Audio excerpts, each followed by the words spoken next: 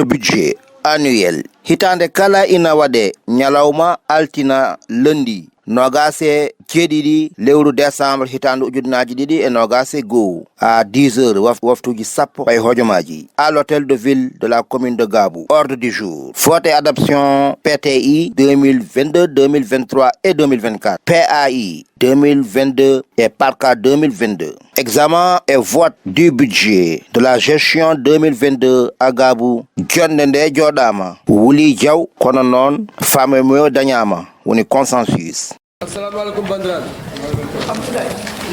Min calmini mon fof inde mum e yettode mum.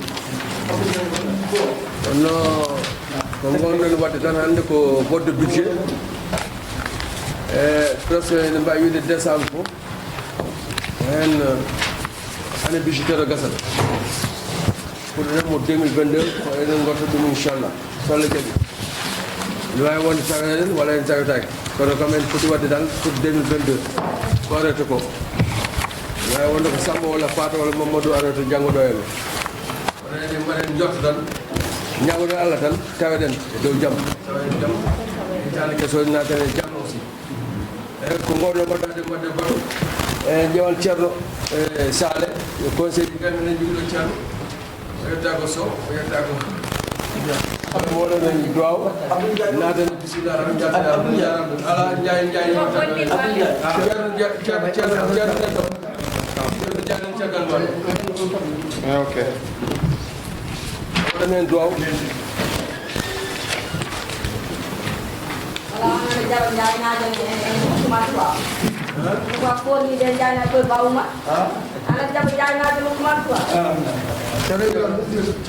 bisimilla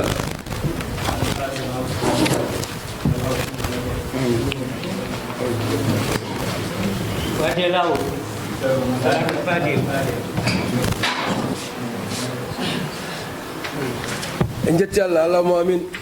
Cheremɓe ɓe mbaɗi hen duwaw sakkitama. Secrétaire Dawda Thiam haalan yimɓe hol tawtoraɓe ndeɗo jonde. Bocar Amadou Sy président, Mamoudou Korea, Abdou Ba Salamata Sy, Abdoul Ndiaye Boulay Hamadou Douké, Seydou Diarra, Kalidou Kane, Koumba Mbaye, Binta Sall, Dieynaba Diarra, Foulemata Camara, Salamata Camara, Abdoulaye Sabali, Khadim Diagne, Yebbe Dia, Oumar Diarra, Oumar Hamadi Sy, Dieynaba Ndiaye, Abou Diallo, Moulay Sy, Aminata Ba, Ismaïla Diarra, Mariam Diarra, Ousmane Touré, Maïmouna Dembélé numéro 1, Salimata Sow, Sira Diaw, Fatimata Sadio Ba, Maïmouna Ba, Namasila, Nodemor, Kader Soadou Ba, Moussa Kanté, Hawa Kane, Mamoudou Sall, procuration wadi. Baydi Touré. Baydi Touré. Voilà, Maïmouna Dembélé numéro 2, Penda Sy, Alassane Koulibaly, Harouna Cissé, Diarra Diawara, Ibrahima Dia, Diarra Firfé Ndongo Arane, Bala Foukouna, Djibril Soumaré, Alassane Ndom. 17 présent 29. Ok, le quorum est largement atteint parce que quorum ko 24 et kebi 29 dum non en mbay wadde vote de budget pour donner travaux ji. Donc en kebi mon fo hebi convocation mun et ensuite document ko on kamam non convocation wi a donc madame et messieurs en session sera prévue le lundi 27 décembre 2021 à 10h à l'hôtel de ville de la commune de Gabou. En effet. Donc pour ordre du jour, il y a que vote et adoption du PTI triennal 2022, 2023, 2024. Nous avons PAI 2022 et PARCA 2022 aussi. Examen et vote du budget de la gestion de 2022. Donc il faut que nous ayons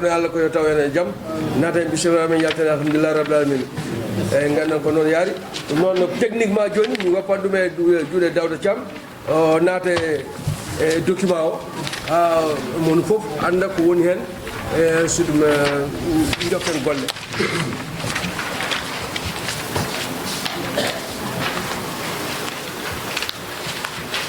maintenant so préfet no jogi haala o haala en so jogala haala noon mi ko boy gari golle ɗe noon ko salɗi ngoni hen salɗi ɗi ko salɗi nayyi saldu adana ɗum ko wiyete école men duuɓi tati ɗum noon on ngala document ji ɗi kono document ji nene mbatten débat nde en kaali hen oɗo kay on kayit o ngala ɗum kono ma yewto ɗaftore sondu ɗiɗo ngal ko fati ko poɗɗen wadde nder hitande plan année 2006 ma sabu tataɓal ko fati parka laamu waɗi ɗiɗo dumonaji ɓe lumbile rawane ko mbaɗen wadde fof hitande fof il faut jaltinen plan de formation conseiller commission ngaji jomuroji fof yo yalti ɗum woni natal ko foti waɗede so ɗum ala hen ko waɗa hen fof ala ko gasi ko waɗa ɗum ko naybal ngal ko budget o nde wonno a wawa wadde budget sa hoyɗani duɓima tati ko mbatta sa fewjani hitande ko mbatta nde wonno ko mbatten hitande ko ko ɗum ƴogaten mbatten e nder budget men hitande 2022 ɗum noon waɗi e nder mbaɗɗen débat men d' orientation nde en kollino PTI o nder duuɓi tati en mbaɗino rawane oɗo siftora kono wonko waɗa e nder hitande duttiɗon ɗum ɓenndinen guitten 2021 mbaɗen 2022 2023 2024 ɗum oɗo jogui noon ɗin document ji ɗum waɗi waɗano o adressé ɗin document ji on ngala ɗin document ji on ɗin document ji woni hen ko ndeddalngal gueɗe ɗe poɗɗen wadde e nder duuɓi tati ɗum ko sani e laamu waɗiri noon ɓe mbi so tawi duuɓi tati fof commune yo jooɗo ƴeewa yaltinde peeje mum e nder duuɓi tati ɗeɗo peeje duuɓi tati yalti koye peeje seeɗe e ɓoro men duuɓi joyyi hen ƴooga waɗa ɗo ɗum kadi rawane en kaldino hen seeɗa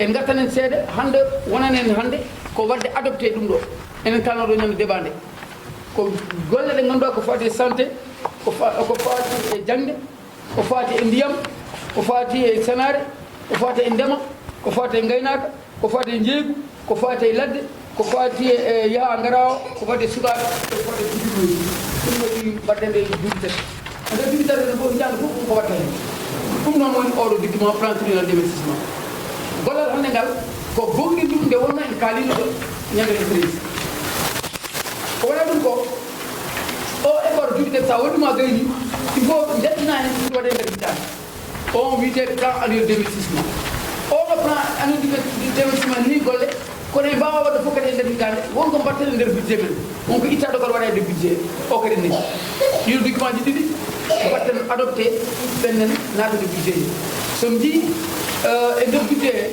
wonko waɗa e nder plan annuel d'investissement arti e nder budget he comme somi kalji mbaɗen so keɓani kadi wona darde ɗum ɗo wonno plan de formation noon eɗen gandi hitande fof ɗumen yamira e waɗe programme mo ngannduɗa e saldu kala e sadara kala e banggue compétence transféré il faut ɗum waɗe hen beele mbawen heɓɓude conseil ji ɗi nde wonno oɗo mandat gasi oɗo ko gonɗen wodde ko mandat garawo o so Allah tawtinen woɓɓe tawon ɗo so tawi woɓɓe jiiɗi woɓɓe so gari ɓe taw kadi onon on mbaɗi ko poɗɗon wadde ɗum ɗon woni ɗiɗo calɗi mbattani garɗo fof tawde so Allah waɗi o garti kadi ɗum tan ɓenni ɗum ɗo wonno ko kalten e ɗiɗo plan uji ɗiɗi oɗo plan de formation ɗum ɗon o waɗi validé tan toɓɓeɗe poɗɗen wadde e banggue heɓloji conseil ɗum kadi waɗe validé sukra waɗi gomɗi ɗum waɗe ɗi so tawi élection waɗi hay artama plan fo waɗe déroulé e réunion sous préfet e dilloɓe banggue heɓloji joni plan triennal o ndeni en kaalino ñandene en juunotako hen nde wonno ko eɗen kaali ɗum ɗo foof e mbaɗa ɗo tan ɓenne voilà nangal mo heɓayi mbat document mo mbatten adopté o minen ko tagi min keɓa ko woni andi peut-être ko document mi mbaɗa hen basé ɓaade minen joni ko bat orientation ɗum fittien ɗum est ce que ɗum fitti ko no yaarima yaranno ok ko gom to bilden no wadde nde minen min keɓani ko waɗi kilani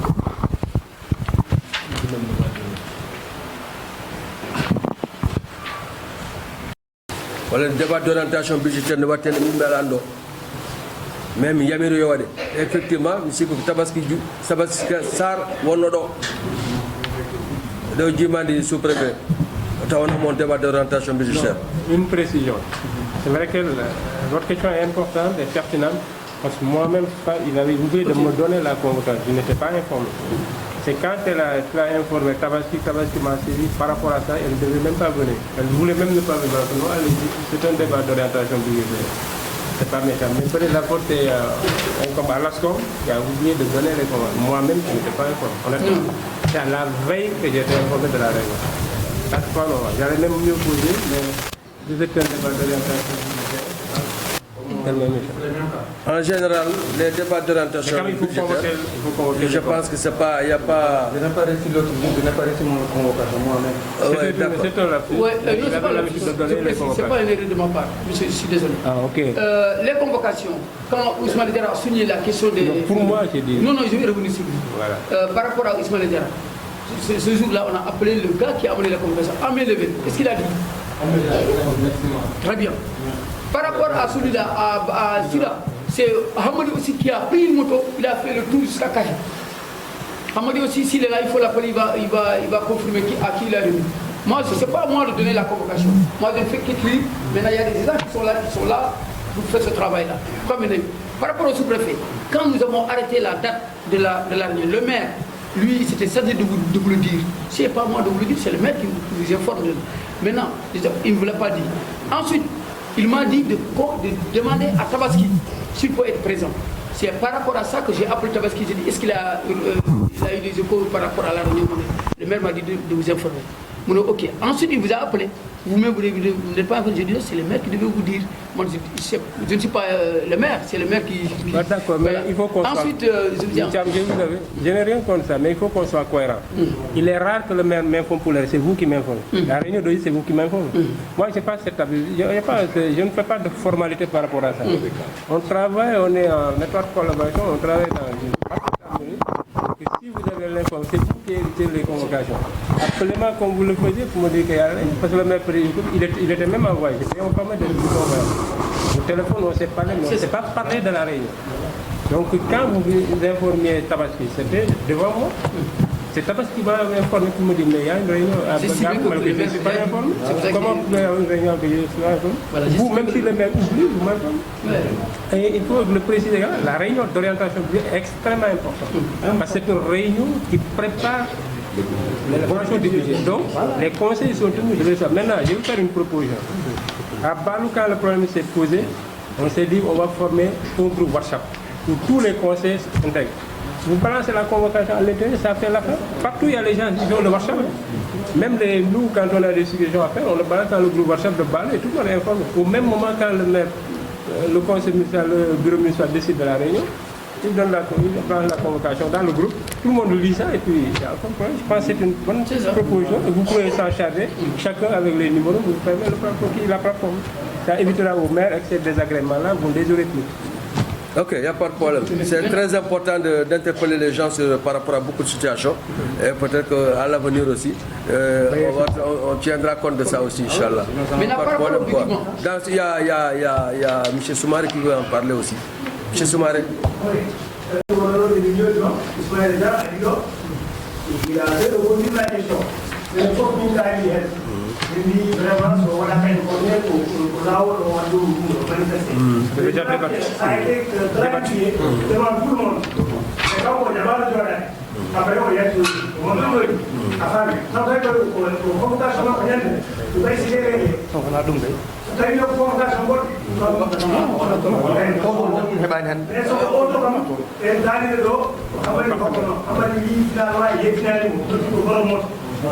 Après, ok, c'est un incident. Souvent, il y a des incidents. Ça a été débattu en réunion, ce n'était plus la Il n'y a pas quand même leçon, de façon pour l'avenir, pour nous, non, conseil municipal, vraiment, ce n'est pas au dernier moment qu'on aura des couacs. Mais quand même, Inch'Allah, depuis 2014 à Johnny, vraiment que Jamtan Wondoen, et Nyagimalo Koyo Jamo Doum, Arobe Walbe Arota Tamit, de toute façon, et ne font des guettes, et une des gab, commune gab, et une des doum. Nous vraiment Nyagam Aldan, on va Nangutren, Dentalwa Fofaduna. Certaines remarques que les gens font, Ngande, c'est pas méchant, parce qu'en Sahara, et nous Wabinendo, il le fout à Johnny, et maintenant, en salle, et pourtant, il n'y a pas de sanction. men wawi tin listonen ɗo heewɓe nen ɗo ɓe jooɗima au moins so ɓe gonide e réunion 2014 ha joni ɓe mbaɗani hay 5 réunion ɓe tawaka 5 réunion et pourtant loi wonko laamu loi wi hen kono min mbaɗani par ce que simplement pour minen koye innema de moni fof ne jogui haajuji ɗi gandana hoorema imprévu ne wawi wonde hen maydelen hen goɗɗum e goɗɗum ne hen ɗum fof mi muɓɓan hen guite tan pour wiide tan ko enen jiiɗi yumma enen jiiɗi baba so tawi goɗɗo so arti wawi waɗede compte rendu effectivement no gueɗɗe yaari c'est pas méchant entre nous vraiment ko ɗum tan jinmi ɓeydude hen ko kala ko watte ɗo hen ko ça c'est ko l'intérêt des populations wona intérêt Bocar Amadji c'est pas l'intérêt de Djiby Soumaré ou de Baydy Touré donc ko jinmi wiide ko gonanne ɗo ko askan ko ɗum c'est les populations des 44 villages ko watte ɗo ko fof ko pour développement maɓɓe so tawi aussi minen mbawi wiide gueɗe kewɗe nene waɗe guure men ɗe taw conseil ji ne guimoɗo waɗa réunion ha gasa so yeeyi wuuro maɓɓe noddata watta compte rendu là aussi ne ngakki par ce que ko population hoore mum haalta ɗum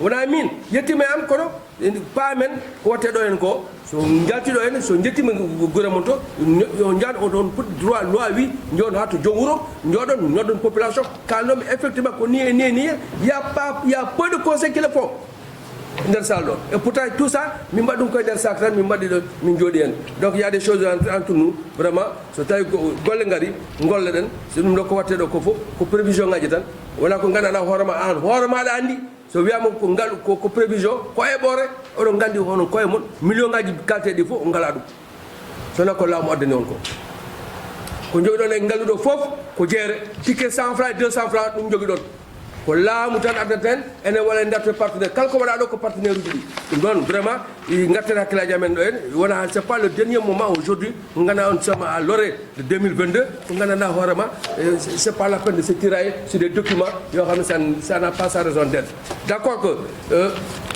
won document mbiɗon o ngala wonko jogui ɗon on mairie des documents so tawi on keɓani c'est parce qu'il y a quelque chose c'est tout wona goɗɗum là nous sommes en fin de budget mbuɗu mi wawa yaltine ɗo dans toutes les communes du Sénégal personne ko watte ɗo ko fof e document ji ɗo ko min mbaɗde ɓuuri tan ha wattira sinon mbiɗa wano min tan jogade on document min gara en salle mi wiya bon malgré ko ni e nini min mbawa min ngala moyen ngaji mbaɗɗe ɗum mais min mbaɗan faire tan au moins ko gonda ko vote de budget wiya e goɗɗum là c'est vraiment ce qui est beaucoup plus important ko vote de budget o vote de budget o koko arrêté ɓenni kay ko nous sommes en fin de mandat pour un fof nous sommes en fin de mandat dans un mois moins 2 mois enen gassi donc vraiment jinmi tan ko jewtan gonen ko wonno ɗon hanki e canki ko nan continue onon golle to wona kitti kay yaara hen merci beaucoup jarama goppente ko waɗe techniquement waɗe koddi ko noon e juuɗano voilà merci beaucoup jarama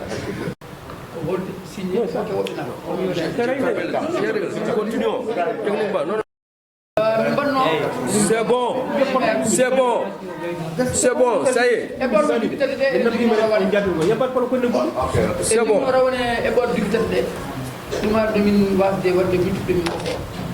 kono noon ñande mbatten débat nde 13 décembre nde kalino men wiide tan guitteten ko 2021 gon ko waɗa ko mbiya fof ko waɗa ko gonjo en bangi mbatten mbaɗen ɗum ko ɗoɗi min mbaɗani yakko ɗum seeɗa on aurait pu aɓe mbawno wadde somo pour keɓon information hen ɗon eɓor jibitata ɗe eɗen ngandi en kaali caggi gonɗi hen ɗi kalɗen haala ambulance uji eɗen ñaaɗi ballal e ligguino duuɓi tati ambulance uji tati ala ɗiɗi zone bemma zone gaabu goto e zone tati zone gaabu goto zone sira goto e zone kate goto kono zone sira kay heɓama déjà auto non waɗi roode non zone sira sey voilà ɗon c'est bon yimɓe mbaɗama roode jogui men mbaɗi ɗum ha équipé ambulance équipé 3 cases de santé en kalima kaƴen sira massa kono tiɗi poste de santé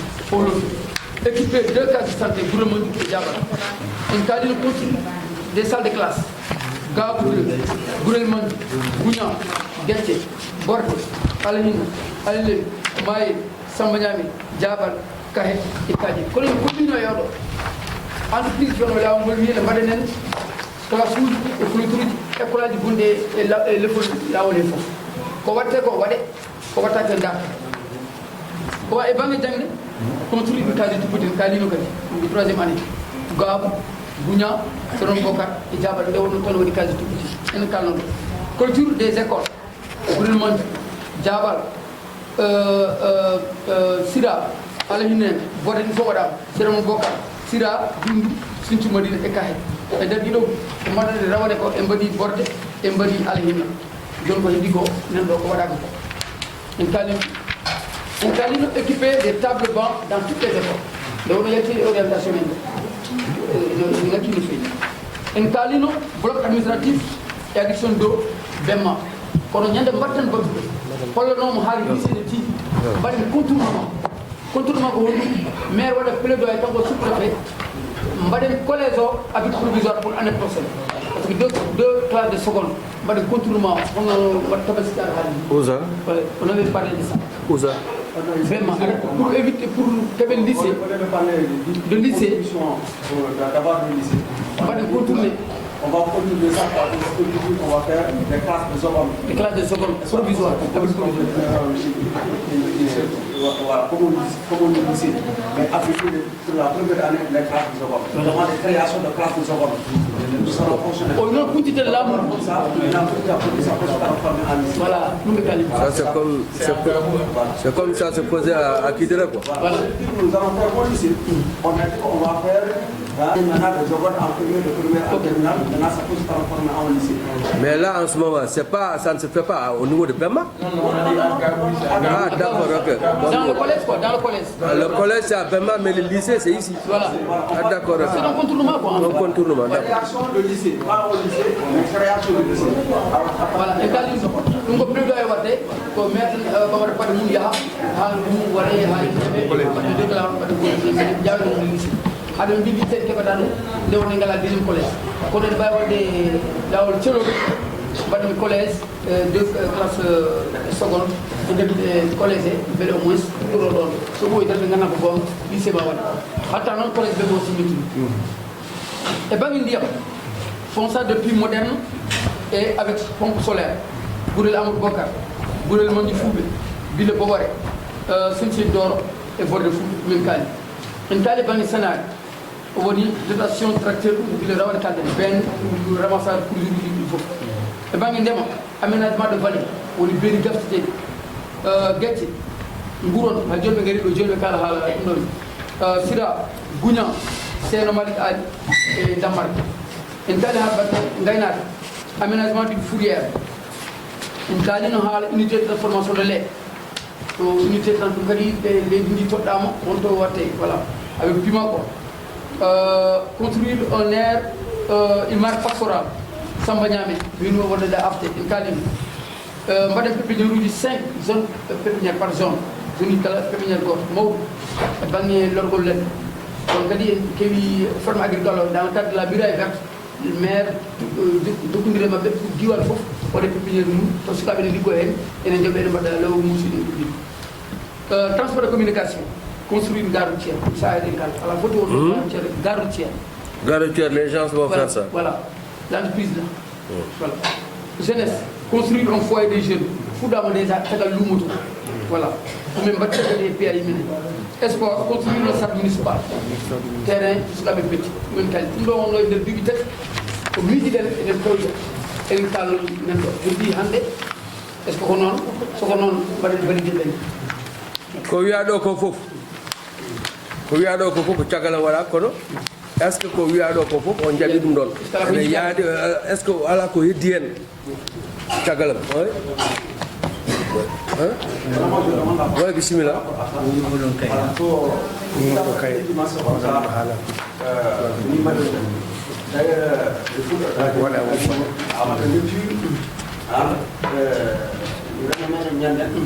kalau mau kaldu mau dia adanya dabor itu wala parce que ni jibe pas ni adira wala la lu wala mi tadi ko ni na le question qui sont arrivées il y a ça wallahi ça fa mi di ça mara to la so tadi document arani ana je do passer sur la lecture wala lecture la al tadi do no wala so tadi ala ni wadi donc ma su kra ben do ko question ko di ko ala na sens no ala wana sens de patano ça va sur le béni, on dirait que le cadre exceptionnel est pas discuté. C'est les cas de la salle de classe pour nous.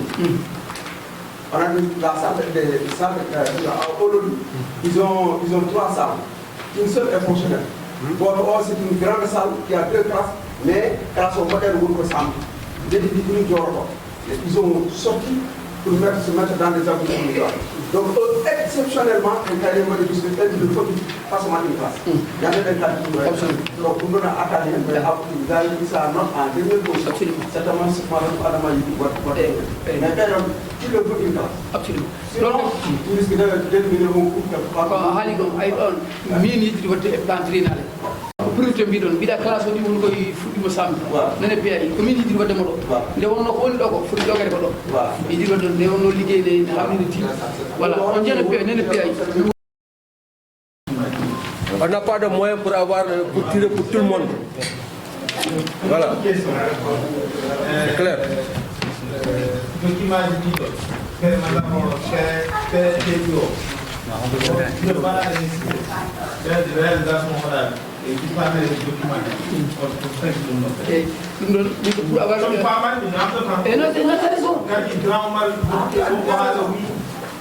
Ça n'a pas une question, on n'a pas sa sens si on a fait la lutte. Parce que dans le cas de femme, c'est une femme et toutes les questions comme femme mondiale. Ça, pas, la question n'a pas sa raison d'être, n'a pas de sens. Ça me pousse très. Et d'accord. Moi, je me pose des questions. Et Dieu pour Diabar mémoire. Pour me ben ganda wonko waɗani déjà kono noon sobiɗa waɗa stabilisé so mbaɗi adopté yettinani ɗum yettinani ɗum ko pour mémoire tan surtout ɗum ɓe sittoɗon ko waɗani ɗum waɗi gati ay ɗum mbaɗmi ko gras mbaɗmi ko gras pour wiide ɗum koko iwata voilà ça c'est technique quoi. Pour votre première question, la commune n'a pas de moyens pour vous donner à chacun. Vous dites que la plus belle femme du monde ne peut donner que ce qu'elle a. C'est bon? C'est bon. Voilà, merci. Je vais vous dire, madame adoptée. Après, en tenant compte de l'observation vidéo. C'est pas calé. Il y a ce moment où on dit que nous avons pour la cité de Kobo, on dit que nous Allez. C'est concernant surtout ma zone de Kahé. Vous savez, surtout au niveau de l'hydraulique, là-bas, il y a tout, il y a des problèmes. Mais je vois qu'il n'y a pas, surtout dans le village d'Alé, Maïe, actuellement, il y a le bois de l'eau qui est dans les rêves. Donc, il n'y a pas de forage, il n'y a rien. Donc, vous allez vous utiliser, mais il n'y a pas de C'est un problème. Le projet qui concerne 25 villages et la zone de Kahé. Donc ça, c'est un programme qui a été élaboré, qui sera et qui a été accepté par le ministère de l'Hydraulique pour faire ce grand projet-là. Parce que ce n'est pas un petit projet. Et je suis allé en tournée avec les Coréens pour faire cette zone-là. Donc la source sera à Foloboula pour desservir l'Engouron, les Sera jusqu'à Lombol Gangui. Et maintenant la zone, l'autre branche à droite, ça va jusqu'à Kahé. C'est pour desservir tous ces villages. Et ensuite, il y a une autre, il y a le Pedres qui doit faire le village à partir de Maël. À partir de Maël, Hamad, qui a beaucoup d'eau, qui va desservir tous les villages environnants.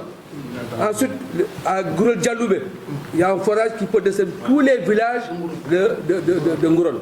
Donc voilà les deux paramètres qui seront pris en compte. Ensuite, maintenant, le grand projet qui quittera Foloboula, il y a assez d'eau et qui a été déjà foré par les Coréens, maintenant qui reste maintenant à dérouler. Donc là, c'est Hanki Django, en 2022, c'est un conseil, Maï, semi-woni maire, Maï, semi-wona aussi au Ndian, Kokowate, par A ou par B, voilà mes documents, c'est par force Wate, Inch'Allah. Et pour lui, nous allons renforcer ces projet de l'âme, vous voulez le héros, et battre c'est des milliards.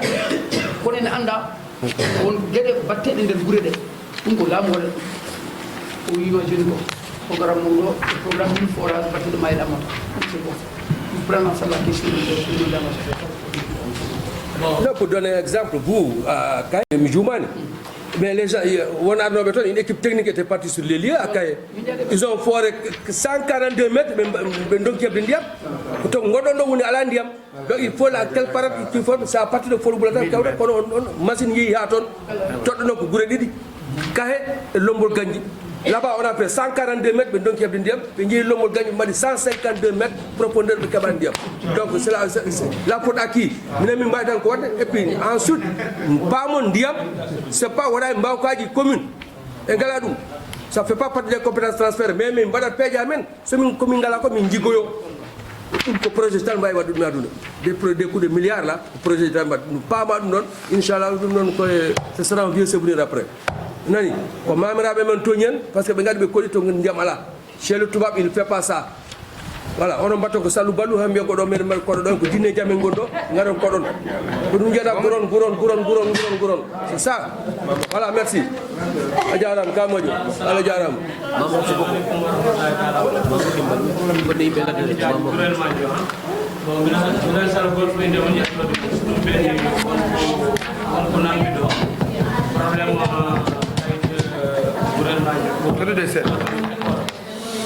Oui, donc, min badino changement parce que clôture école Gourel Mandiou de ça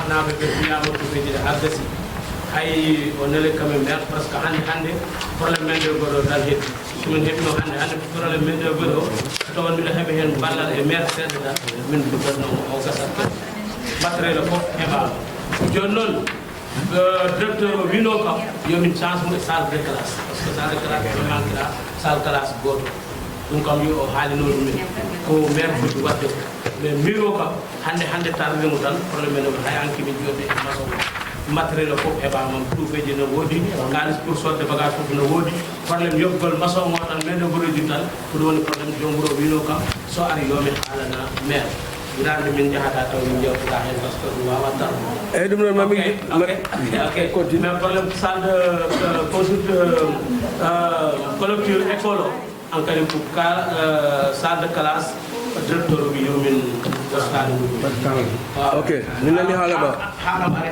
ni nani halaba après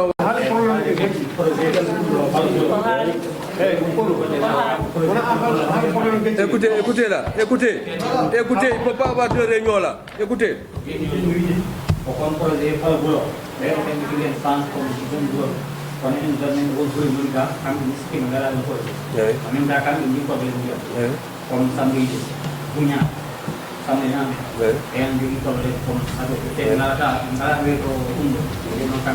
Ɗum ko projet ji mbatta ɗum ko commune wawa minen min jamin jigoyo to laamu e walla projet ji ɗi gara mbaɗana en forage jiɗon ɗo ɗo fof wona commune waɗi ɗum ala ngalu mum par ce que ko ticket 100 francs 200 francs joguiɗa min jiggoyto koye projet ji ko ɓen mbatta ɓen mbine mbaɗa eɓeni mbaɗa oɗon pawen guida mon so Allah jaɓi ɗum gara guuro toɗɗaɗo koko watte claire net inchallah wonduɗoma kono monsieur le maire sambiɗe ɗo PDRS awi toon pras woni programme yiri forage hono waɗaɗo gabano waɗi sambiɗe ɗo kadi galle kamɓe kolli forage déjà kiɗɗo gasi ɗon waɗama c'est privé samminade la même chose min forage ene waɗe ɗo sen école ko ɗum kadi ko laamu ɓami ɗum en charge ɗum waɗi wattake ga ko ganduɗa wona ko wawi voilà